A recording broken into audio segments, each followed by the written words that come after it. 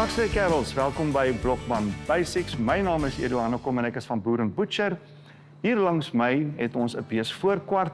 Die rede hoekom die beesvoorkwart hier hang is omdat ons vandag gaan praat oor die Ultimate Steak Burger. Ons gebruik graag die voorkwart van die bees omdat daar's baie bloedvloei, baie beweging. Dis 'n baie geurende deel van die bees se karkas. Die snitte wat ons dan daarso gebruik is ideaal vir die maak van die perfekte burger. Snitte waarvan ek hou om te gebruik is die chuck gedeelte wat hier voor is. As jy daar 'n streep sou trek, hier is jou ribeye gedeelte. Daai chuck haal ons van die been af. Dan ook 'n ander lekker gedeelte is hierdie brisket gedeelte wat ons sou afhaal en ontbeen saam met hierdie bolo, die blad gedeelte wat jy hom ontbeen is die flat iron steak.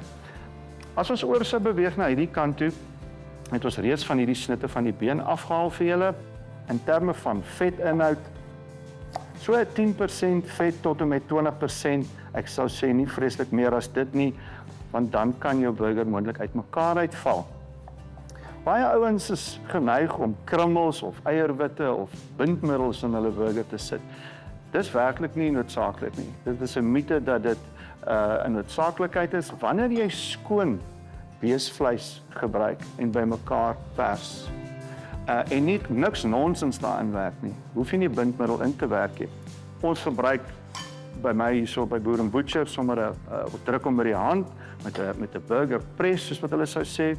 Wanneer dit kom by die speserye, veral as jy ordentlike vleis het, wil hulle ou die vleissmaak van die bees na vore bring. So daarom sal ek hou by sout en peper aan die buitekant. Ons het Boer en Butcher braai rub wat ons graag ook gebruik, wat baie lekker werk. Party ouens hou daarvan om hulle burgers te byst.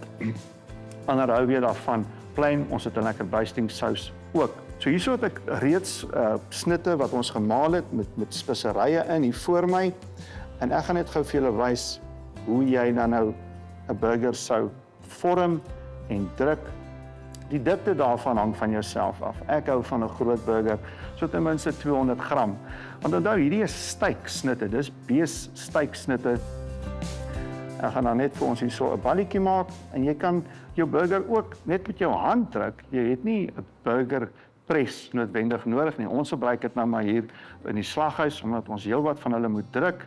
Dis een van ons vlaggedraers sal ek sê by Boer en Butcher. Ons verkoop verskriklik baie van hierdie steakburgers en dis presies hoe hy gemaak word. Skoon vleis.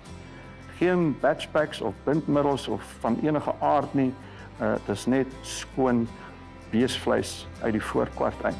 So jy sou hom net so met jou hande kon druk, lekker rond en dan kan jy hom so 'n bietjie dik te gee. Jy soek 'n chunky burger.